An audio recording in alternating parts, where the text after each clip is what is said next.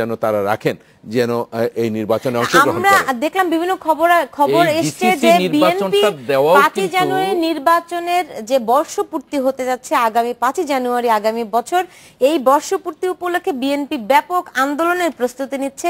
কি ধরনের আন্দোলনের প্রস্তুতি নিচ্ছে এই প্রশ্নের জবাব নিয়ে ফিরবো, তার আগে নিচ্ছে একটা ছোট্ট বিরতি।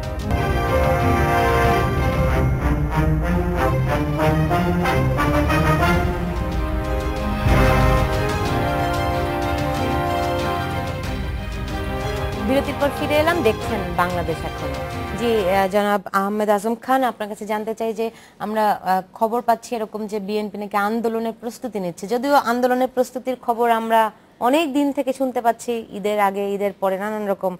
আসলে কি ধরনের প্রস্তুতি নিচ্ছে বিএনপি? জি, তার আগে আমি শুধু এক লাইনে বলতে চাই, জনাব ইকবাল সোবহান চৌধুরী বারবারই বলছেন যে বিএনপি মিথ্যার রাজনীতি করছে।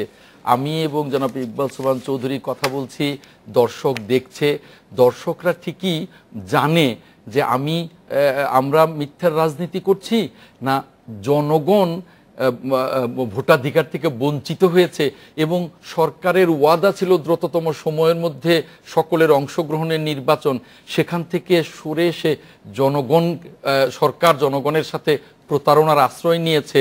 এটা আমি সত্য না জনাব ইকবাল সোবহান চৌধুরী সত্য, জনগণ বা দর্শক এটা ঠিকই বুঝতে পারবে এবং জনগণই তার বিচার করবে। এখন আপনার যে কথাটা সেটা হলো যে বিএনপি এই অনির্বাচিত সরকারের বিরুদ্ধে একটি নির্বাচিত সরকারের জন্য, গণতন্ত্রকে পুনরুদ্ধার করবার জন্যে এবং এই যে দেশে লুটপাট, অর্থনীতির যে লুটপাট চলছে একেবারে, তারপরে যে দুঃশাসন চলছে, সেখান থেকে জাতিকে মুক্ত করবার জন্যে বিএনপি কিন্তু ইতিমধ্যেই আন্দোলন শুরু করে দিয়েছে। আন্দোলন বলতে সরকারি দল কি বুঝেন আমি তা বুঝি না, যেমন গতকালকেও সুরঞ্জিত সেনগুপ্ত বলেছেন, আপনিও বললেন যে এই ঈদ ওই ঈদ কেন, আমরা ইতিমধ্যেই আন্দোলনে আছি। এই যে সারা বাংলাদেশে বেগম খালেদা জিয়ার নেতৃত্বে একটার পর একটা জনসভা হচ্ছে, লক্ষ লক্ষ মানুষ সেই জনসভায় অংশ নিচ্ছে। আগে দল গোছেন পরে আন্দোলন করুন না, বিষয়টি আমার মনে হয় যে জনাব সুরঞ্জিত সেনগুপ্ত তো আওয়ামী লীগের উপদেষ্টা, আওয়ামী লীগকে উপদেশ দিলেই ভালো করবেন যে আজকে আওয়ামী লীগ জনবিচ্ছিন্ন হয়ে পড়েছে, একটা নির্বাচন দিয়ে সেটা পরীক্ষা করা দরকার। বিএনপি তার সঠিক পথেই আছে, বিএনপিকে পরামর্শ দেবার কিছু নেই এবং বিএনপি আন্দোলনে আছে। আন্দোলনের একটা পর্যায়ে চূড়ান্ত রূপ পাবে। আমরা তো বলিনি যে আমরা আন্দোলনে নেই, আমরা আন্দোলনে আছি, সংগঠনে আছি। এই যে দেশের বাইরে একটার পর একটা জনসভা, এগুলো আন্দোলনের অংশ। আন্দোলন বলতে আপনারা কি বুঝেন জানি না, আমরা গণতান্ত্রিক আন্দোলনে বিশ্বাসী এবং সেই গণতান্ত্রিক আন্দোলন আমরা করে যাচ্ছি এবং মানুষকে সম্পৃক্ত করছি। এটার চূড়ান্ত রূপ জনগণে একসময় চূড়ান্ত রূপ দেবে। আসছে 5 জানুয়ারি উপলক্ষে আপনাদের কোনো কর্মসূচি কি থাকছে? এটার জন্য অপেক্ষা করেন।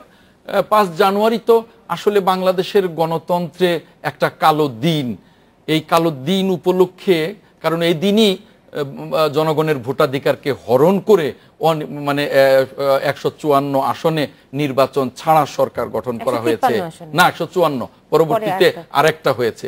অতএব এই দিন নিয়ে জনগণেরও একটা ভাবনা আছে, এই কালো দিন নিয়ে। কাজেই বিএনপি সহ সম্মিলিত বিরোধী দলের কর্মসূচি থাকতে পারে, সেটার জন্য অপেক্ষা করতে হবে, কারণ এখনো সেই কর্মসূচি ঘোষণা করতে হয়। হ্যাঁ, হয়তো ঘোষণা করা হবে, এখনো সময় আছে।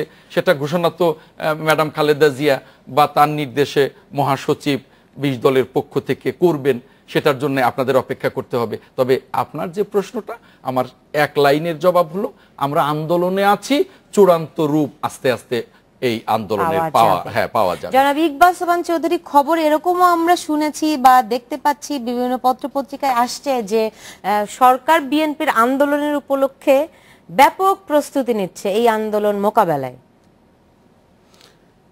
সরকার তো যখন আন্দোলনের নামে যখন জ্বালানি পোড়ানি হবে, যখন সন্ত্রাস হবে, জনজীবনের নিরাপত্তা বিঘ্নিত হবে, তখন সরকারের সাংবিধানিক দায়িত্ব হলো ব্যাপক প্রস্তুতি নেওয়া যেন এগুলি না রাজনৈতিক হয়। দল তো আন্দোলন সংগ্রাম করতেই পারে, তাদের কর্মসূচি থাকতে পারে, কিন্তু আপনি আগে থেকেই কেন ভাবছেন যে জ্বালাও পোড়া হবে, সন্ত্রাসী কর্মকাণ্ড হবে?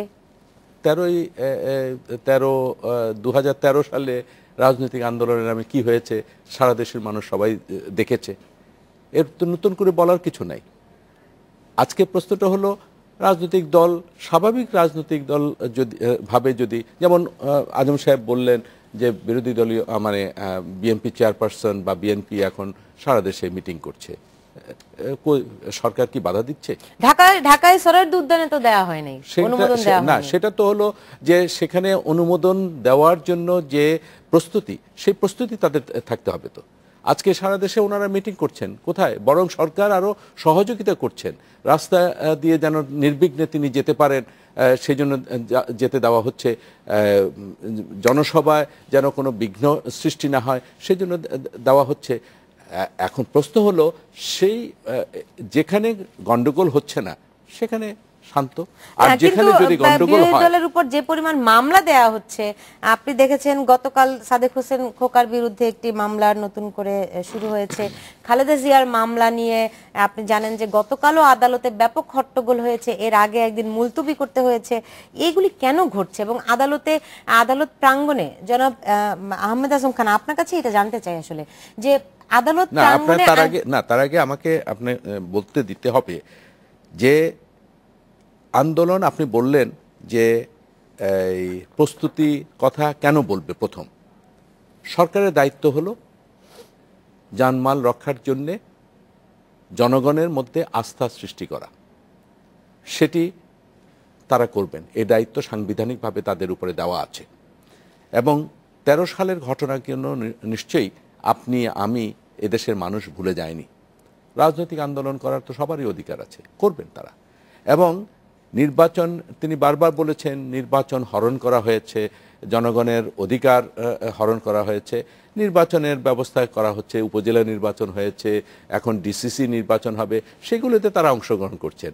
5ই নির্বাচনে কেন অংশগ্রহণ করলেন না, এই ভুল সিদ্ধান্ত কেন নিলেন, সেটার জন্য সারা জাতিকে তারা 5টি বছর ধরে জিম্মি করে রাখবেন, এটা কিন্তু কোনো রাজনীতি নয়। আরেকটি হলো যে সরকার প্রধান এবং সরকার নিশ্চয়ই বলে দিয়েছেন যে সংবিধান অনুযায়ী আবার নির্বাচন হবে, একটি নির্বাচন হয়েছে, আবার নির্বাচন হবে, সেই নির্বাচনে ওনারা ওনাদের জনগণের সমর্থন ওনাদের পক্ষে কতটুকু আছে বা না আছে সেটা তারা টেস্ট করুক।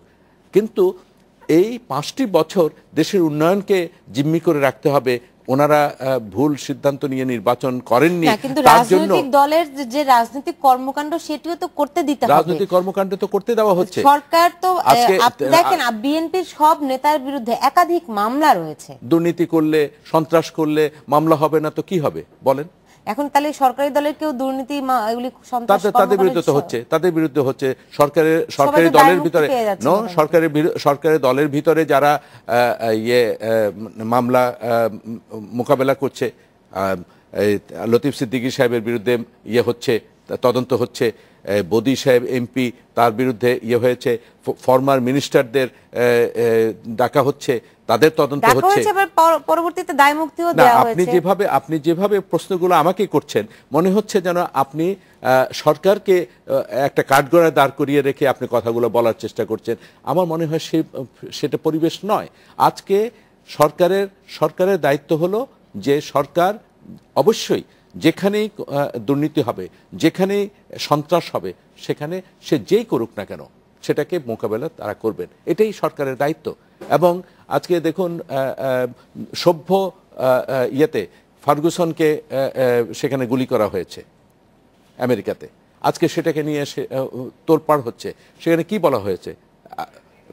যারা এর বিরুদ্ধে আছে তারা বলছেন তার অধিকারকে হরণ করা হয়েছে, আর সরকারের পক্ষ থেকে বলা হয়েছে তিনি যেহেতু সেলফ ডিফেন্সে তারা গুলি করেছে।